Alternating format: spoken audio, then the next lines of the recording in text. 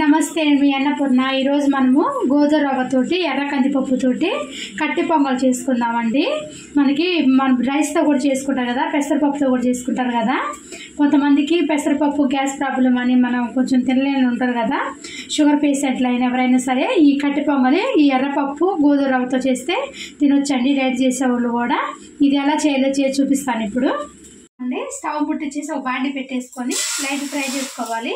ఒక గ్లాసు ఎర్రపప్పు తీసుకున్నానండి. అదే గ్లాస్ తోటి ఒక గ్లాసు గోధుమ రవ్వ, రెండు సమానంగా తీసుకోవాలి. తీసుకొని దోరగా ఫ్రై చేసుకుందాము. ఇదిగోండి ఇట్లా ఫ్రై చేసుకోవాలి. మంచిగా మనకి మనకు తెలిసిపోతుందండి, మంచి వాసన వస్తుంది. పప్పు రవ్వ బాగా ఏగిపోయిందండి. ఇప్పుడు మనం గ్యాస్ బంద్ చేసేసుకుందాము. ఇట్లా ఫ్రై చేసేసుకోండి. ఇది చూసారు కదా, ఇట్లా ఏగితే మంచి వాసన కూడా వస్తుంది. ఆపేస్తున్నాను నేను. ఇదిగోండి నేను కుక్కర్లో పోసి పెట్టేసుకున్నాను కదా, ఇక మంచిగా వేసుకొని కుక్కర్లో పోసి పెట్టేసానండి. ఇప్పుడు ఈ కుక్కర్లో మనము కొన్ని మిరియాలు, ఒక 2 పచ్చిమిరపకాయలు ఇట్లా చేసేసుకోండి. ఒక 2 పచ్చిమిరపకాయలు అండి, ఎక్కువ వద్దు. మా టేస్ట్కి తగ్గట్టు సాల్ట్ అండి, నేను రాళ్ళు ఉప్పు వేసుకుంటున్నాను. సాల్ట్, మంచి కలర్ కోసం కొంచెం అంతా పసుపు, ఒక స్పూన్ జీలకర్ర వేసుకున్నాము. కొంచెం అంతా అల్లం తురుము, అల్లం సన్నగా కట్ చేసుకొని అల్లం తురుము వేసుకోవాలి. కొంచెం నెయ్యి అండి, కొద్దిగా నెయ్యి వేసుకొని, ఒక గ్లాసుకి 2 గ్లాసుల లెక్కన మనము ఎర్రపప్పు 1 గ్లాస్ తీసుకున్నాం, గోధుమ 1 గ్లాస్ తీసుకున్నాం కదండి. ఈ పప్పుకి 2 గ్లాసులు, రవ్వకి 2 గ్లాసులు లెక్కన 4 గ్లాసులు వాటర్ పోసేసుకున్నాము. ఇవ్వండి వాటర్ పోసుకొని ఒకసారి ఇట్లా కలిపేసుకొని 2 విజిల్లు అండి, ఎక్కువ వద్దు.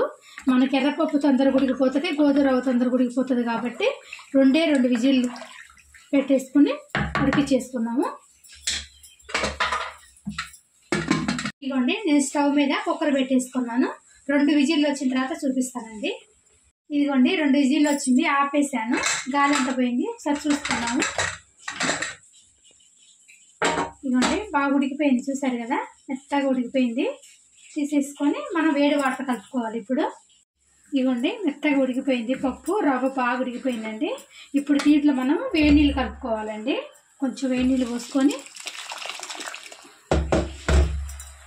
కలిపేసుకోవాలి. ఇట్లా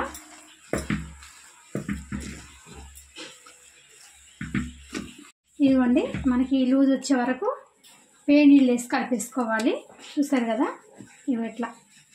ఇప్పుడు మనం తాలింపు పెట్టేసుకుందాం. స్టవ్ ముట్టించి బాండి పెట్టేసుకొని నెయ్యి వేసుకుందాం. కొంచెం నెయ్యి, కొంచెం నూనె వేసుకున్నామండి. నూనె కూడా వేసుకోవచ్చు. మనం ఆల్రెడీ ఉడికించేటప్పుడు కూడా మనం కొంచెం నెయ్యి వేసుకున్నాము. ఇదిగోండి నెయ్యి వేడైంది కదా, నెయ్యి నూనె, కొన్ని మిరియాలు,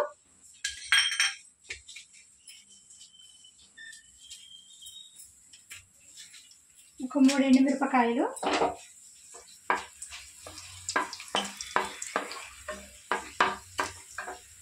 సన్నగా తరిగిన అల్లము,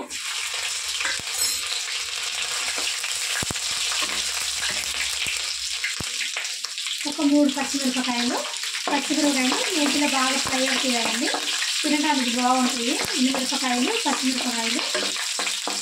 ఇప్పుడు కొన్ని జీడిపప్పులు,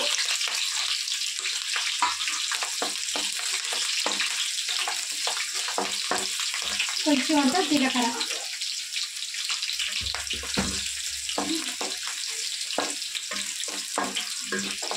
ఏగిపోయినాయి కదా. ఇప్పుడు కొంచెం కరివేపాకు. ఇప్పుడు మంట సిమ్లో పెట్టేసుకొని మనము ఇందాక చేసుకున్నాం కదా, ఆ పొంగల్ వేసేసుకుందాం. ఇవ్వండి పొంగల్ అంతా వేసేసుకొని కలిపేసుకుందాం. మనం కలపడానికి కూడా వేడి నీళ్ళు పోసాం కాబట్టి ఎక్కువసేపు పెట్టుకోవాల్సిన లేదండి. 1 నిమిషం ఇట్లా పెట్టేసుకొని కలిపేసుకొని ఆపేసుకుందాం. గ్యాస్ ఇంకా ఆపేసుకుందాం. అంటే సింపుల్గా చేసుకోవచ్చండి కట్టి పొంగలి. టేస్ట్ మాత్రం చాలా బాగుంటుందండి. డైట్ చేసేవాళ్ళు కానీ, షుగర్ పేషెంట్లు కానీ అందరు తినొచ్చండి. చిన్నపిల్లలు కూడా ఇష్టంగా తింటారు. మీకు నచ్చితే మాత్రం ట్రై చేయండి. Like, share and subscribe our channel. ఇలాంటి మరిన్ని రెసిపీస్ కోసం గంట సింబల్ని కూడా మర్చిపోకండి. బాయ్.